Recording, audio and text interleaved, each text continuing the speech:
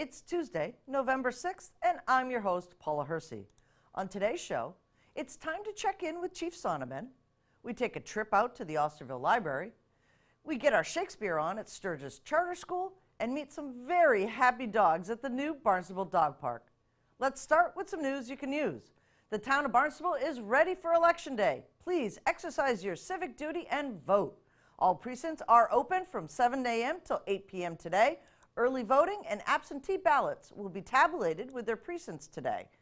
4,110 Barnstable residents participated in early voting this year, with 1,268 residents casting absentee ballots, for a total of 5,378 of 33,865 eligible voters, or 16% of voters. Stay tuned to our Facebook page for official results this evening after the polls close at 8 p.m. The DPW tree crew will be performing a tree takedown on the Wednesday, November 7th. The removal will be in the vicinity of 1311 Craigville Beach Road. Work performed will include cutting, chipping, and stump grinding. Work is expected to be completed by Thursday, November 8th. The removal process will require lane closures throughout the day. At times, vehicular traffic will be directed by Barnstable police officers. Operations will start promptly at 8 a.m. and run until 3 p.m., after which traffic will be opened back onto all lanes of Craigville Beach Road. Your local library is always a hub of activities and events, ranging from the traditional to the cutting edge and everything in between. Book signings with authors, 3D printing, and even iPhone videography can be found on the Osterville Library's calendar this month. Sarah Beal headed out and went to the village to learn more. So Cindy, we're going to talk about, you have so many events going on here at Osterville Library. I mean, you got this stack of papers here, and that's not even the tip of the iceberg. There's always something going on here. You're always trying to, keep everybody, informed and entertained. So let's start with, you have Introduction to 3D Printing, which that's the new big thing right now, is 3D printing. Yes, we're very fortunate to have our own 3D printer. And this past weekend, we had done an Intro to Fusion 360, which is the software to use to print in 3D. Coming up on the 23rd, we have an Intro to 3D printing. So that should be exciting. And that's also part of our drop and shop, where you can drop your kids off at the library while you go shopping in the village. Oh, and we nice. entertain them with crafts, and as long as you go shopping in the village, we'll take care of your kids. That's awesome. So that's November 23rd. Yes. Right here in the library. Yes, it is. Should people sign up ahead Yes, of time? Yes, they should. There's also like a hedgehog making out of books, so there's a lot of different fun craft things to do too. Awesome. It'd be a fun day here. So let's keep going. There's so many things. We have Hank Philippi Ryan coming on. She's so popular here in Yes, Massachusetts. yes, I think everyone remembers watching her, on the news growing up. So I think that's great that she's become this great author. Yep, and she's going to be here the 3rd of November. We do a lot of collaboration with other nonprofits. So we have Cape Media coming and doing the secrets of smartphone photography and video to learn how to shoot a good video with your smartphone, because so many people are doing it that way. Everyone's got one in their pocket. You might as well know how to use it and get some really great photos and videos, and that's awesome. We have a disaster planning program coming up. We're doing a fun sea glass seascape Christmas tree class, which is a nice craft thing. We have grief counseling for the next couple months close up, because it's a very difficult time for some people who are dealing with grief. So we're addressing that. But we have just so many different things, and then collaborations with Junior Tech coming up on school vacations, with virtual reality, robot making, STEM workshops, and all sorts of tech and creative offerings. Wonderful. Now, all of the information on all of these programs, plus anything else you might want to find, is all on the website. Let's tell everyone what the website is. OstervilleVillageLibrary.org. Okay. And how is, I know you guys have a business center. How is that going? That's been great. We have our regulars that are in there all the time. People are, here when they're on vacation or want to get out of the house, or just, we have our regulars just in there reading Value Line or looking at the different books. And we also have an entrepreneur database. And we're looking forward to hosting one of the E4All events coming up. And so we're trying to have a lot of resources to support people starting their own business. That's wonderful. The Osterville Village Library is such an amazing place. We're in the fireside reading room right now, which I think might be one of my favorite spots because it's so quiet. In the wintertime, you guys have the fireplace going and you can just kind of sit and relax and read. You've got the magazines in here. So, I mean, if you've never been to the Osterville Village Library, you should really come and check it out. It's a really great gem here in Osterville. Cindy, thank you so much for joining us today. Thanks for coming by. Good morning, Chief Sonnabend. Good morning, Miss Hersey. How are you? Happy Election Day. I am well, and yourself? I'm very good. Got my vote on, and it was an excellent experience this morning. Fantastic. So let's talk a little bit about election details. Yes, election details. As you know, today is the big day. Everyone's getting out there. A lot of people were out early this morning. We do have detail officers at each polling station to make sure everything goes well. The officers aren't actually there to, run the process. They're there to kind of observe, make sure everybody behaves themselves as usual. Maybe answer some questions, general people might have, not related to the voting itself, but to provide security, make sure nothing happens, that no one tampers with, where they turn in the ballots and everything else. But the clerk's office runs the station, and we're there just to make sure that there's no problems. Right, and I do want to mention that there is a special detail out on Route 28 for the new polling station of 10 and 12, so people can get in and out of that new station fairly easily in that area. Yep, we will have somebody out there today to facilitate, as you said, facilitate people getting in and out of that polling station over there at the Seventh-day Adventist. And we also have the electronic signboard out there warning people of what's going on and when to turn and where it is. So talking about all these officers, you are getting some new guys or women. Yep, we are. We do have 5 new recruits in the academy right now. They're off at the Police Academy in Plymouth. They started September 10th, right about that date, and they will be in class until late January, and we should see them early part of February here when they start their in-house training. Excellent. And you also have officers participating in a really cool charity event this month. Yes, we do. And, there's actually a lot of police departments doing it. They call it, there's a couple of them out there. There's No Shave November, there's Movember, the Home Base Foundation, but there's a bunch of different ones out there. We are participating in Movember and No Shave November, in which we relax some of the facial hair standards here at the police department, and officers are allowed to grow either a mustache or a well-kept beard for the month of November. And what it does is they do that and to try and gain donations they create a little web page and they try and gain donations through it, and the donations go to prostate cancer and help prostate cancer awareness. That's fantastic. We did notice last night at the Citizens Police Academy that Sergeant Driftmeyer was sporting a very nice beard already. Some people can. Unfortunately, I can't.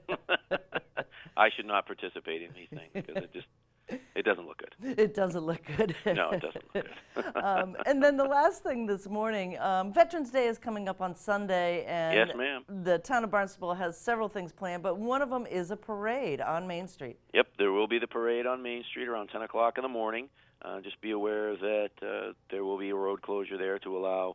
It won't be completely shut off for the whole period, but there will be like a rolling road closure to allow the parade to move on through and get people to where they're going to be. We'll have our honor guard there. Usually the Cub Scouts are there, and it's a good time. It's a good little parade, and then they come back down to the green, and there's some speeches and some presentations and honoring our veterans. That's fantastic, and let us honor you, Chief Sonnabend, for your service as well in the military. I appreciate that. Thank you very much. Thank you, and we'll talk to you next week. All right, have a great day. You too. Bye-bye. If music be the food of love, play on. Do you recognize that line from Twelfth Night, a play from William Shakespeare? Sturgis Charter Schools, East and West, will be performing the play this weekend, and theater teachers Anna Botsford and Diana Young joined us in studio to tell us more about the production. How do you get kids interested in Shakespeare? By performing it. 12th Night at Sturgis Charter School, a combined production. With me today, Diana Young and Anna Botsford. This is just amazing. The 12th Night is one of my favorite plays. Before we get started, tell us who you are and which Sturgis you're at. I am Diana Young. I teach theater in grades 9 through 12 at Sturgis East, and I'm also the director of STAGE, which is our after-school program. It stands for Sturgis Theater Arts Guild of Entertainers, and I'm the arts programming coordinator at Sturgis East. Great. And I'm Anna Botsford. I am the teacher at West for 9 through 12 theater. I am the director of STAGE there, and I'm also the arts programming coordinator at West. So 12th Night, it's a really cool play. Shakespeare, probably one of the funniest ones that I had read as a child. Tell us a little bit about the play. Don't give it away, but a little bit of what folks can expect from this play. Sure. This is a tricky question to answer because part of the great thing about 12th Night is that it's a really complicated storyline, but it essentially stems from a shipwreck that separates two fraternal twins, Viola and Sebastian. Viola, thinking that her brother is dead, disguises herself as a man and goes into the city of Illyria to try and sort of resume her life that way. She ends up working for the Duke Orsino, who sends her on a mission to win the love of Lady Olivia, who does not love him at all. And through that mission, Olivia ends up falling in love with Viola, who she thinks is a man, and there is a lot of fun in terms of mistaken identity and unrequited love and all the stuff that comes along with that. And there are some other supporting storylines that add to sort of the chaos and the fun there as well. So this is a combined theater production of the two schools. Tell us a little bit about getting this up and running. What's the tech situation? Do you guys do all your own technical? Yes, we have an entire student tech crew with designers and technicians who do set design, costume design, makeup design, props design, sound and lighting, and then a whole crew that works on the construction and the development of all those aspects. So it's all pretty much student driven with guidance from Diana and myself to kind of, as I know Diana likes to say, get the palette of the show put together, which is really great. And we are setting this show in the 1980s. So a lot of those design aspects are working with researching the late 1980s. The color palette, is neons and splatter paint, music design with a lot of the classic 80s songs, costume design, all, fun 80s pieces put together, leg warmers and scrunchies and all that kind of stuff. So it's going to be a really fun visual experience for the audience. Great. So let's talk a little bit about Shakespeare and the importance of it in the classroom. As a young adult, I think reading it was somewhat dry. It was hard to read. The language is tough. What does it give a student when you're performing Shakespeare? What's the difference between reading and performing Shakespeare? Well, performing Shakespeare, you're putting it on its feet. You're getting it in your body. You're becoming the words rather than just reading them on a piece of paper. And I find that when kids are able to embody what they're saying, they're much better able to understand what they're saying. If you want to add on to that. Yeah, sure. I mean, we spend a lot of time within our rehearsals kind of diving into the language and making sure everybody understands what they're saying. There's a lot of great resources out there. We use a lot of No Fear Shakespeare to sort of link up with a modern translation so that the students know, okay, like what's the subtext of what I'm saying? What do I really mean here? Before we get it up on its feet and really activate it. So I think it's just like another level of understanding cognitively as well as physically and embodying it. Right. And the other piece of Shakespeare is there's a lot of messages that are timeless. Talk a little bit about the learning Shakespeare and what those lessons learned bring to children's lives. So I think it's different for every show, but I think the reason that Shakespeare is still performed and still read and studied today is because the overall meanings and the messages and the themes are still applicable to us. Shakespeare really just wrote about being human, and so we can identify with things like unrequited love in Twelfth Night, or things like jealousy and ambition that you see in some of the other plays. So I think because all of those themes and ideas are really still relevant to everybody's lives now and always will be, I think there's always a part of us that will be able to relate to what we're seeing on stage. That's fantastic. What are some of the challenges of combining the two schools for production? It seems like that, you guys are separate schools, so this combination, between kids' schedules and things like that. What are some of those challenges? There's a lot of kids. And so that's just dealing with a lot of different people's schedules. We also really like to be inclusive and have students be able to do sports and theater, so kind of dealing with sports schedules and our theater rehearsal schedules. We also meet only at West for our rehearsals just because the space itself lends itself to having more room for all the kids, and so getting the East kids over to West. So it's a lot more like logistical stuff is the main challenge, but overall I find it less challenging and more rewarding because the kids really get to work together and become friends with each other. It's one of the only programs at Sturgis where East and West work together rather than, you know, as in sports they're playing against each other. We're actually coming together and working as a whole, which is great. Excellent. And I have this one question as well, that when you were looking at that 80s, that just kind of triggered this question is, like you said, some of Shakespeare's messages and things that he's written about are timeless. How do you translate that to the 80s? That just, it seems like really cool. Give me a kind of how that happened. So I think just to start with the beginning of the play, there's a lot of research into, you know, aside from the fact that we wanted it to look and be really loud and fun in like the 80s sort of fashion and style and pop culture, we also looked at, you know, what was going on in the 80s at that time, and we really, I think, latched onto the idea of like female empowerment and like and making different choices and dressing differently, and like we thought the question that is always asked is, you know, why does Viola disguise herself as a man? You know, and that's like kind of what starts the whole play. And so our thought with this character is that she came from a really wealthy sort of yuppie upbringing, and maybe at the beginning our shipwreck starts as a graduation party for Viola and Sebastian. And so we thought, and we worked a lot with the actress who's playing Viola, thinking about, you know, maybe Sebastian is going off and doing all of these things and following his dreams, and she just has this expected path that she's supposed to follow,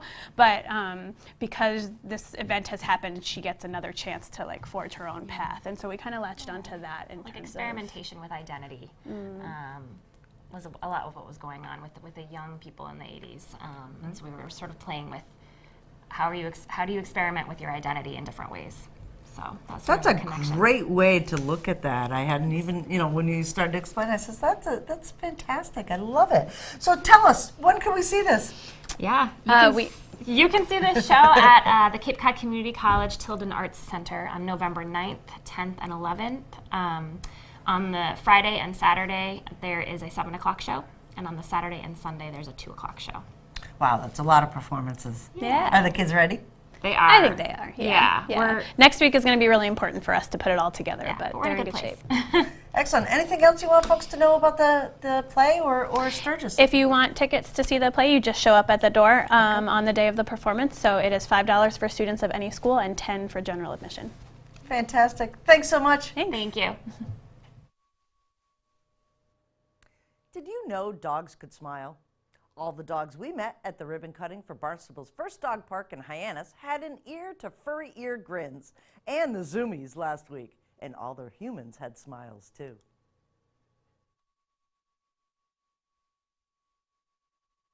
Our citizens have asked that we try to identify areas where they can take their animals. Certainly we have to be cognizant of the fact that our beaches and many of our open areas are not conducive to that year-round. So wanting to give them a place to exercise and socialize, but do it in a safe way, a controlled way, led us to this vision. And as I said earlier, our council and our former town manager saw very clearly that it was needed in the community, so we identified this location, and with the help of the Stanton Foundation and our Public Works Department and our Natural Resources Department, we have been able to build it, and now we're going to run it, and we're going to do it with the help of volunteers, so it's very exciting. I did not expect this. It's lovely. It's a beautiful day, but a lot of dogs are out here. Some are in costume. It is, of course, Halloween. We really just wanted to get this park open. As you noted, as Lynn noted, people have been here even before the gates were up. So, and we didn't want to turn people away. So we really wanted to have a date that was, a beginning point. We could get that ribbon cut. It was intentional to be done in October as soon as this park was done. And so, to have this many people show up it really, shows how important this park is to this community. We're going to do a soft opening, another opening on November 10th, and in the springtime we plan on a grand opening with vendors, and it'll be partly fundraiser, partly just fun and celebration. But it's definitely worth it at the end, given what we have here and how happy the people seem to be bringing their dogs here, and I think it's going to be a very busy place for a long time. When we first started the project, this was going to be run by citizens, and we were going to use the Falmouth model where citizens had put it together, and they were doing a lot of fundraising. And then when we found out about the Stanton Foundation, and Marsha King and others went up and secured the money and brought it back for the town council approval, then we began the process of who runs it and how do we keep it all together. And that took a while to work out the legal part of it. And they had funding cycles, so we fell a little behind. But once we got it in and we were able to design it the way we wanted, it's much larger than many of the other parks. And I think it's going to be a beautiful place to bring your pet to run off leash. And they say every dog has its day. Well, today's their day, so we're very excited about that. Oh, I think this park's a great addition to our community. There's so many people that visit the brewery that have dogs, and I know that they come here and walk their dogs at Hathaway's Pond on the trails, but being able to have a place where the dogs can be enclosed and run around and just be dogs is great, and we're really looking forward to being able to meet more friends with dogs. What do you want to tell the dogs of Barnstable?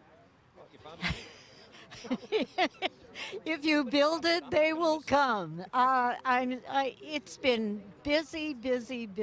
It's great to see them here. It really is. Have fun. You have your place to go. I want to tell the dogs to abide by all the rules and regulations, just like all of us, but have fun. You finally have your place. You can run free. There aren't too many places, and this is why it's so unique. There aren't too many places where dogs can run free. They should come to the dog park. Excellent. Thanks, honey. That was great. Here's a look at the community calendar. It's never too early to introduce children to STEM. Join the Osterville Library for STEM Storytime for 3 to 6-year-olds, Saturday, November 10th at 10 a.m. for some stories with science, technology, engineering, and mathematic themes. Experiment with STEM materials and create some related hands-on art design crafts. Plus, stay if you'd like and try out our Makerspace kits. Here's a look at the upcoming meeting schedule for boards, commissions, and committees.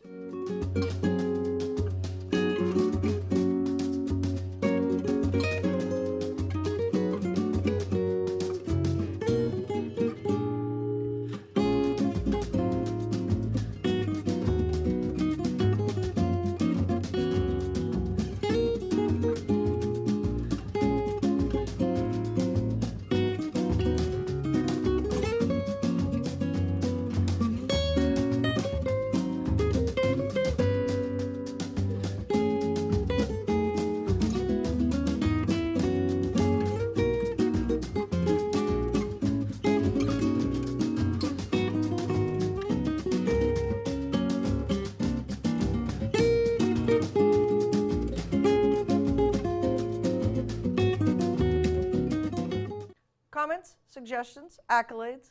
Connect with us on Facebook and Instagram.